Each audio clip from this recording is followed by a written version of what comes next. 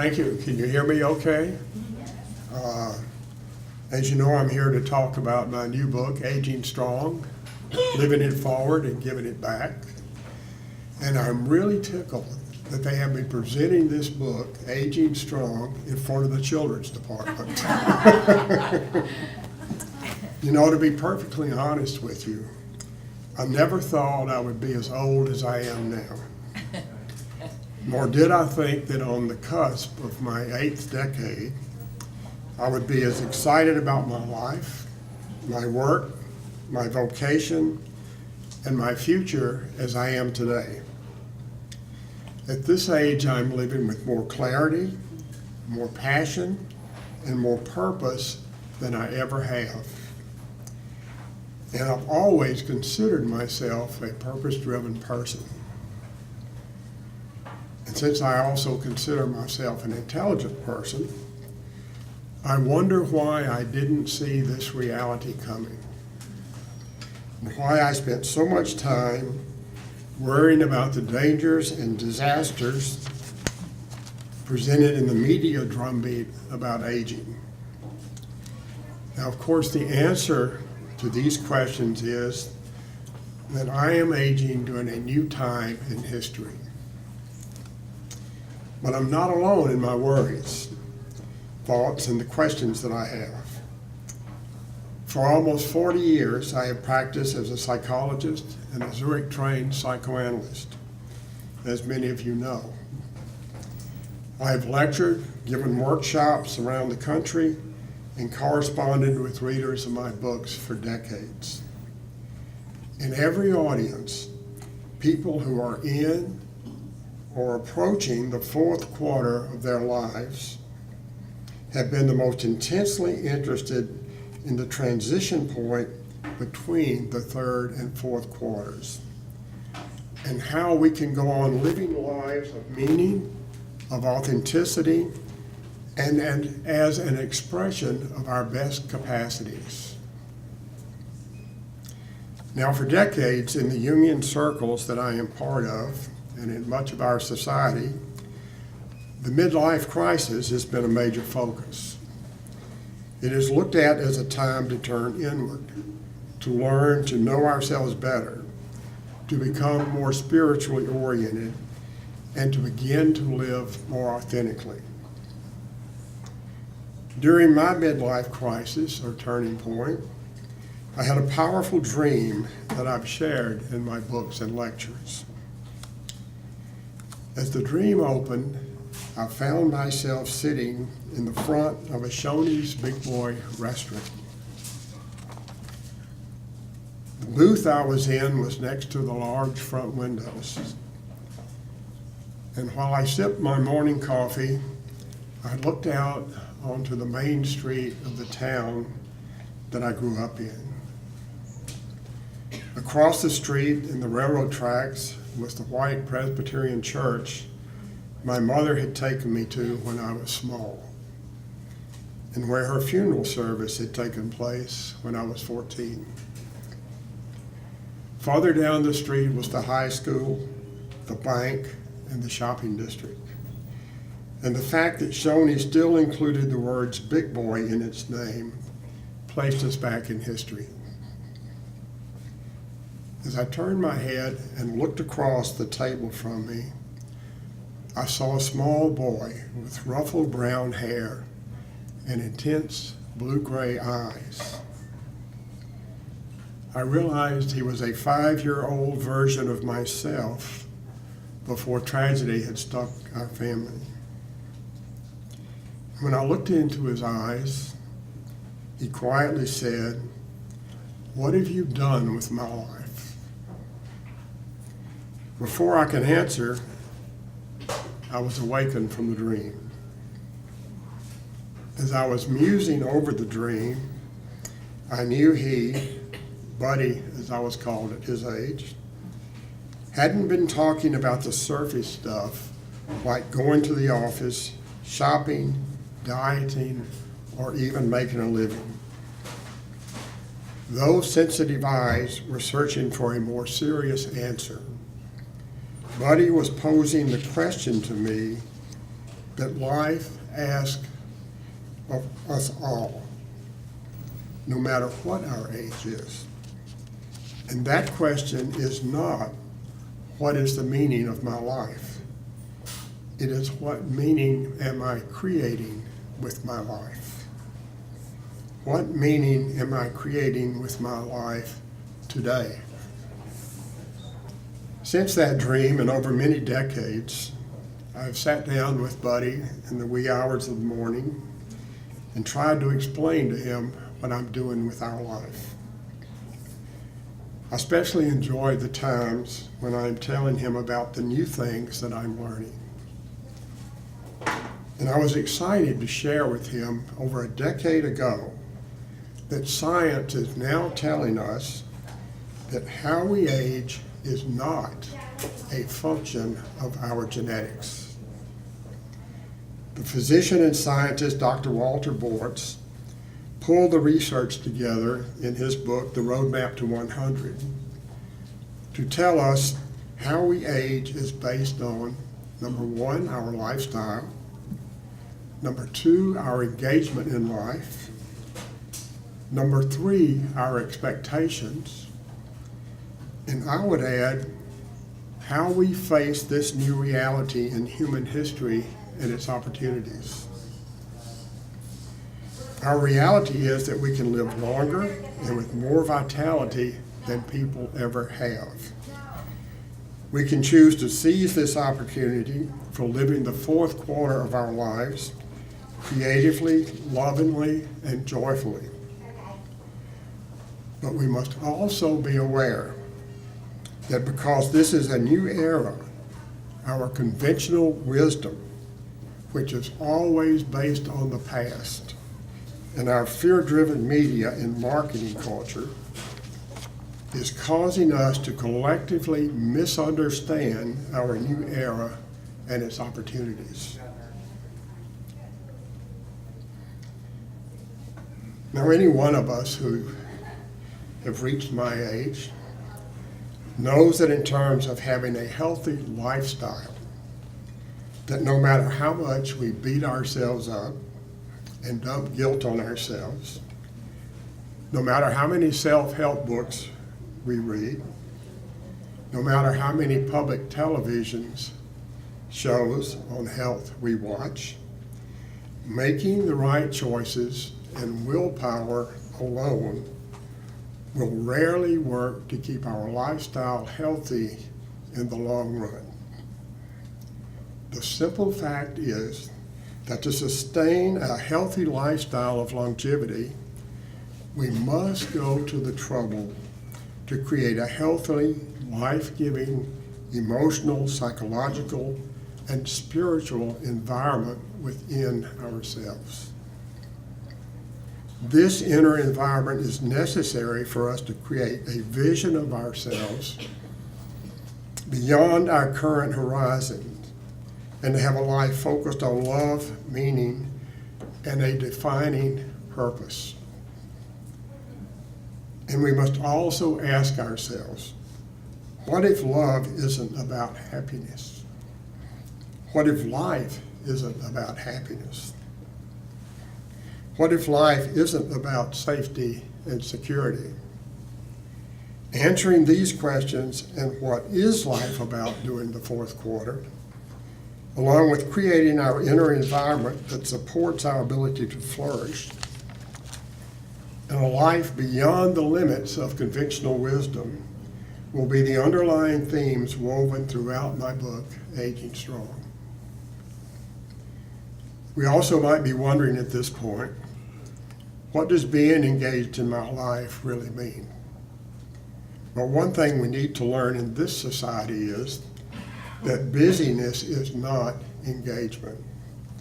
Stimulation, or even, in quotation marks, having fun, is generally not engagement either. To be fully engaged in life, we need to feel like we're doing something valuable for life and for other people in general. And we need to feel we're competent at what we're doing. And we also need to feel authentic, congruent within ourselves. And we need to feel connected to other people.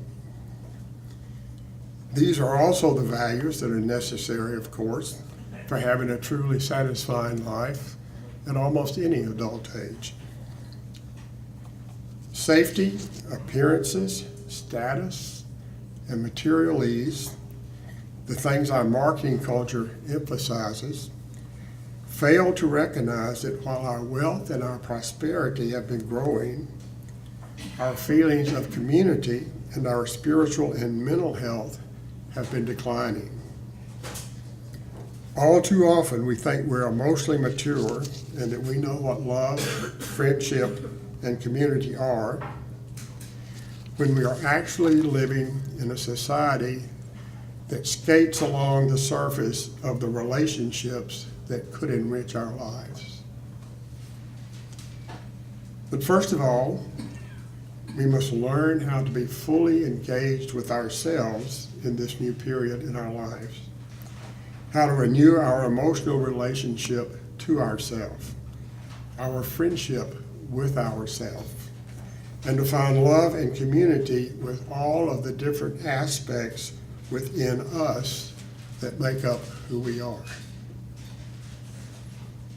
Another thing we must be aware of is that how we age is often a self-fulfilling prophecy.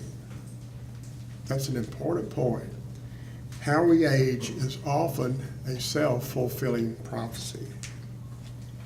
This prophecy is fed by how we have seen people age in the past, by outdated conventional wisdom, and by our marketing culture that knows very well how to arouse and manipulate our fears in order to sell us more products around aging than my parents ever dreamed of.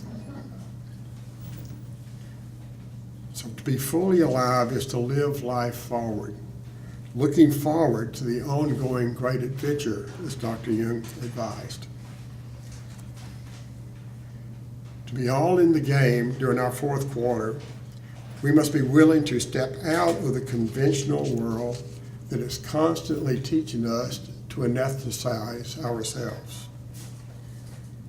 The cost for aging strong is the expense of courage and the personal energy it takes to find and embrace the life we are capable of experiencing.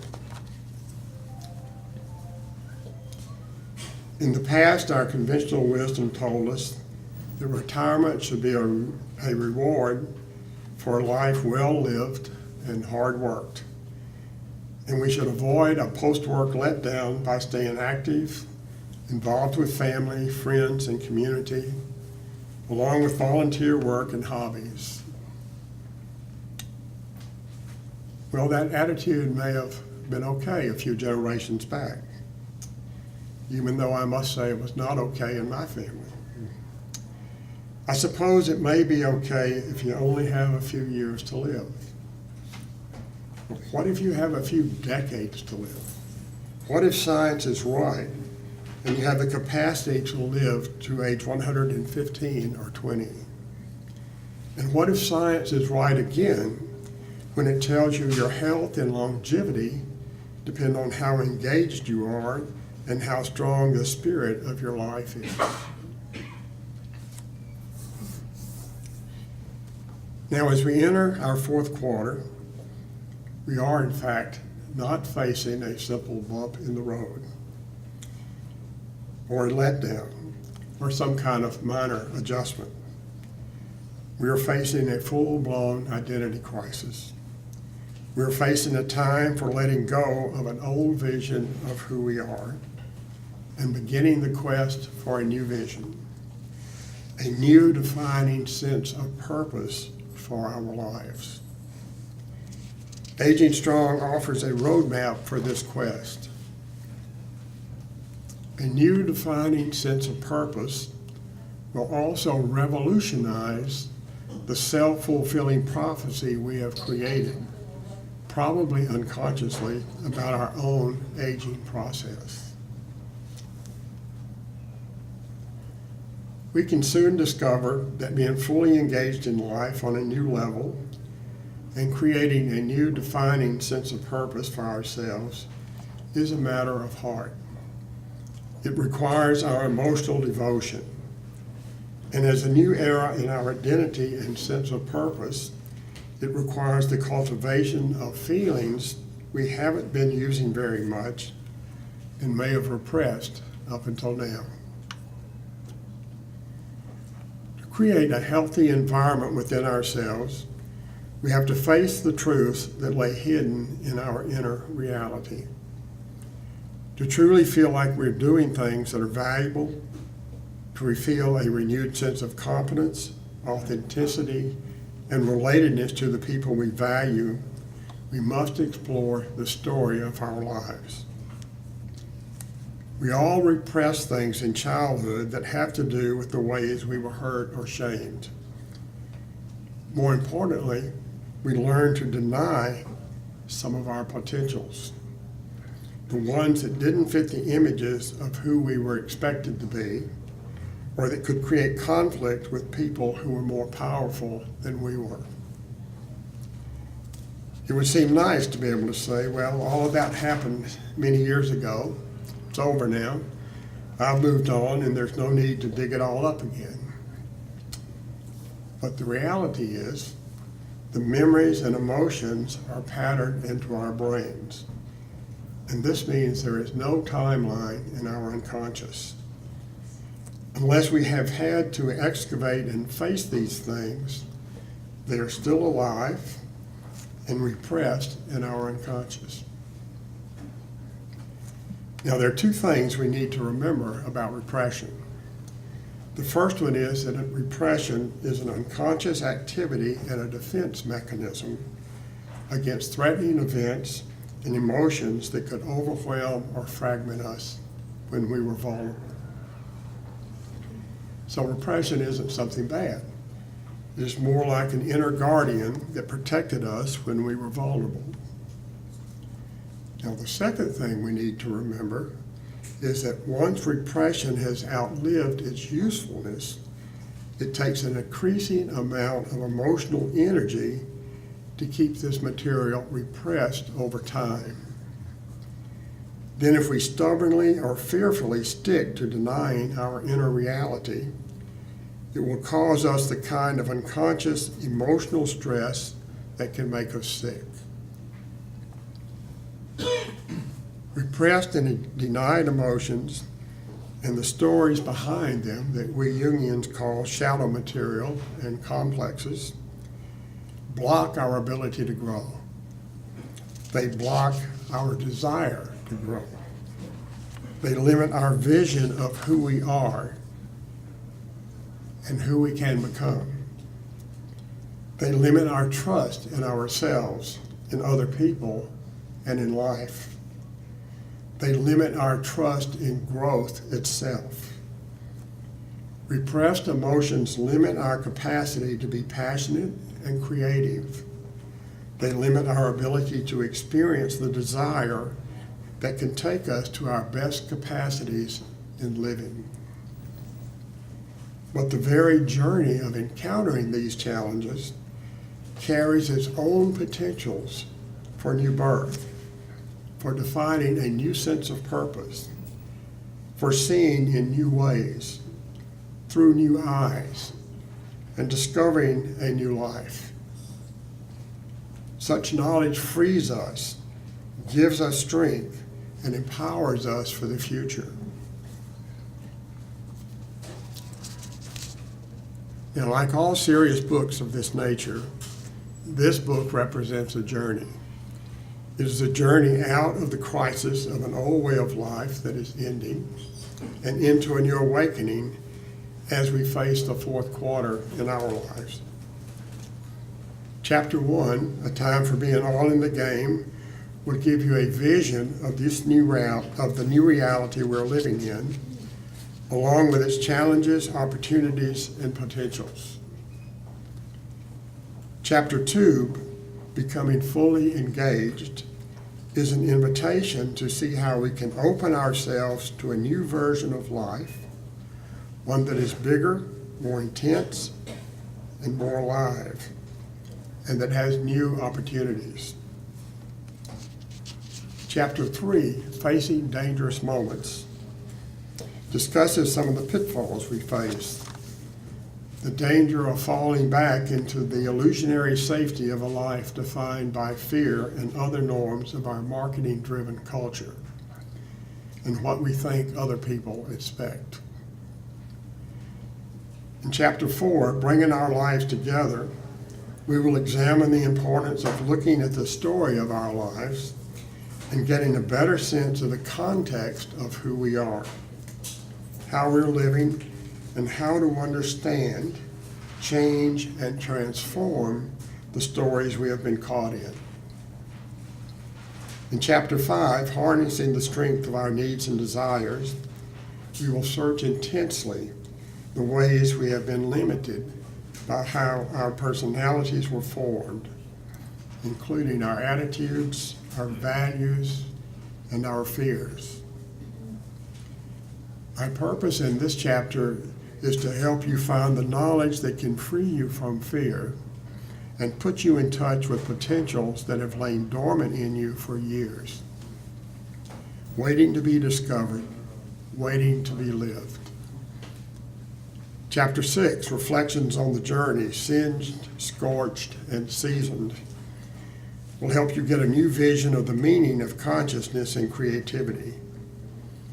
You will see the results of the inner journey reflected in life and values, and the new strength, clarity, and vitality it brings.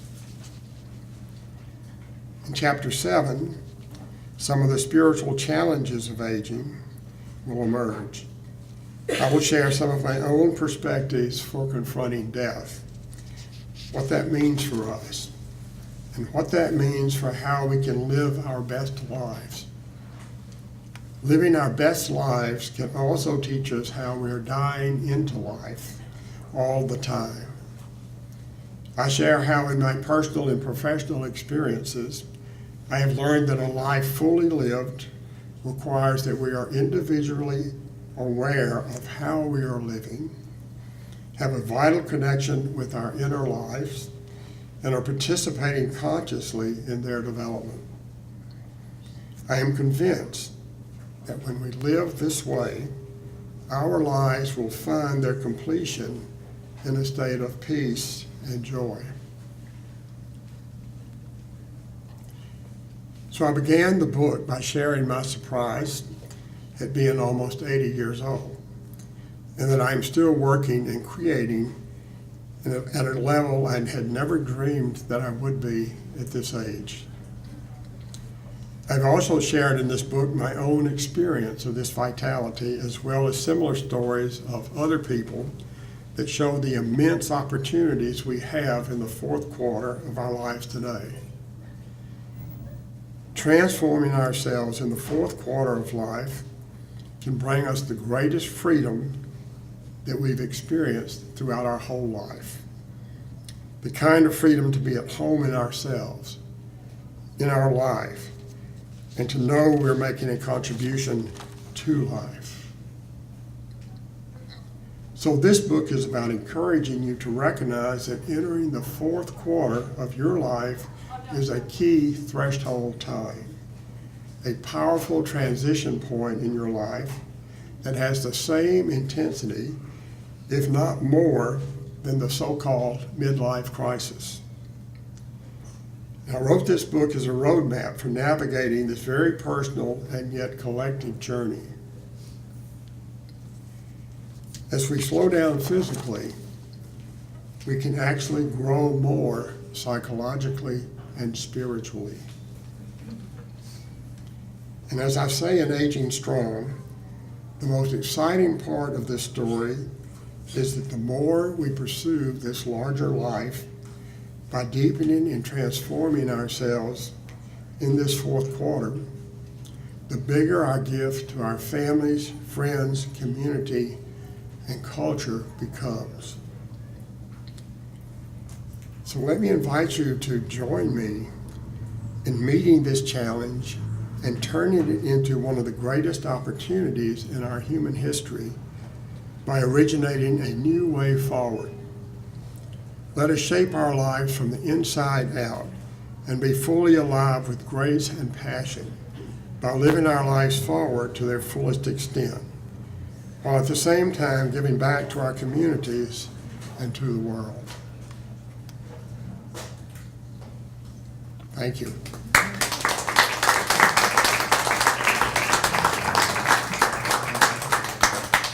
So I'm open for questions or discussion or, yes. Yes, so I've read about half your book, Yes. Dr. Harris, and I'm enjoying it. And you talk about becoming stronger at the broken places. Can you speak more about how you become stronger at the broken places? There's several basic ways to do that. First, by accepting the grief and the pain that goes with them. And then looking deeper within ourselves for the resilience that can come forth from that. And that takes an inner journey. It takes a renewed confidence in our deeper self and in life. And it takes some time. Yes? I studied Jungian, and he seems to go really deep into the unconscious and the psyche. And it seems like he went so deep into it, he almost went too far, as if there's limits. And do you think when sort of examining like the psyche and the unconscious that there's sort of limits that you shouldn't go past? He was asking if I understand you correctly, if Jung didn't almost go too deeply into the unconscious, and is that a danger for us? Yeah. Okay. I don't think Jung went too deeply in it. He went through some difficult transition points, but he always stayed grounded during his most turbulent times in his everyday life, in performing his profession, his work, and being with his family. So he stayed connected to essential reality while he was going through all of that. He also stayed in analysis himself when he was going through that. And I do think that we need, in some points, if we're dealing with certain kinds of issues, to have a teacher, a guide, an analyst with us and supporting us. I'm wondering, in your practice or your awareness, for individuals who are in that fourth quarter, what may bring somebody into therapy at that stage of life, in terms of childhood issues, whatever? If you've seen many people come into therapy in the fourth quarter. I have seen a lot. In the last 25 years, my practice has grown substantially, probably because I've grown into that age too, with people in their 60s, 70s, and 80s. And basically they come in with presenting problems that are usually representative of a life that's blocked or with frustrated, or they don't know how to go further, or they feel trapped in the cultural values and the family values that are surrounding the conventional wisdom that I was talking about. And they're searching for life, for an experience of life, for a bigger life, a more dynamic life, for hope. And even in illness, to find meaning and challenge and opportunity in that. Yes? How do you know when you have finally dealt with all these things that from your childhood or whatever? It kind of related to his question. Can you keep going deeper and deeper and deeper and really never get to the end, so to speak? It's not okay. You're asking me then if how do you know when you get to the end of childhood issues? Yeah, childhood issues. And can you keep going deeper and deeper and deeper and never get to the end? There are two answers to that. We grow in kind of a spiral way, and every time we come to a new level, we have to reprocess some of those original issues. But the context of what they are in our psyche, the context of what they are in our personality, and how they affect us changes dramatically during that time. So once I have faced and worked through, to a large extent, the dramatic emotions of my childhood, I'm not going to have to repeat that work again, nor do I need to go deeper into that work. I know they're there, and I may need to acknowledge it at different stages, but I don't have to repeat that part of the journey. So that gives you a wonderful Jungian answer. It's never ending, but it's constantly changing. Yes. As people age, they often find challenges with physical limitations, mental limitations, you know, with Parkinson's disease and strokes and all these things that come about. And how do people continue to grow if they're limited in their ability to be aware of their consciousness more? Or what can they do on a daily basis, or that's the simplest things they can do to continue to grow and enjoy their lives as they get older and Well, as the they people I've diminish? worked with who've had terminal cancer, who've had Parkinson's disease, who've had similar diseases, continue to be engaged with their psychological and spiritual life pretty much up until the end. And you have to change the format somewhat of how you do that, but it also opens up deeper and more intense doors to the experience of life and meaning than we could have imagined before in many cases. Yes. I was a hospice nurse for 13 years and Yes. a crisis care hospice nurse with patients all day long for Yes. 2 days. And I've gotten a lot of lessons from my patients, and they do get these messages, but lots of times they come late in life when you're on their deathbed. And a lot of unsolved problems and problems with forgiveness and stuff like that that come up with.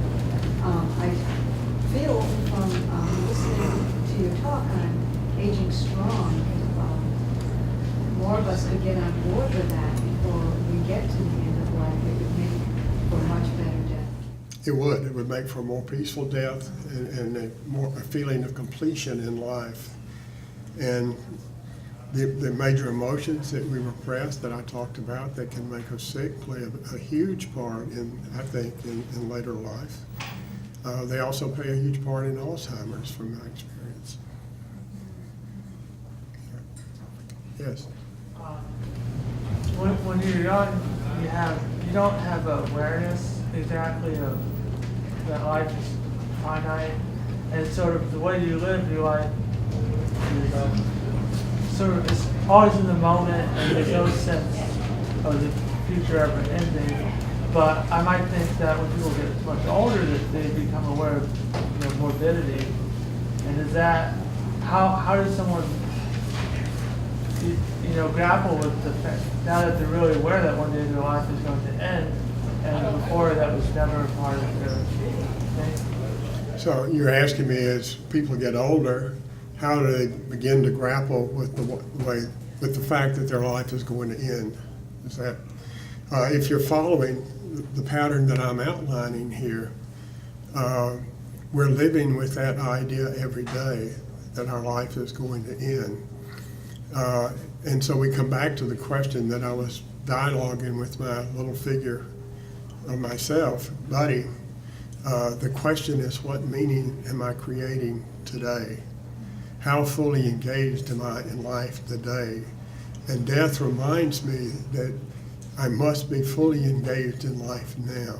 And there's an old African folk saying, or folk story, that I like to think of. It says, when death finds you, be sure she finds you fully alive.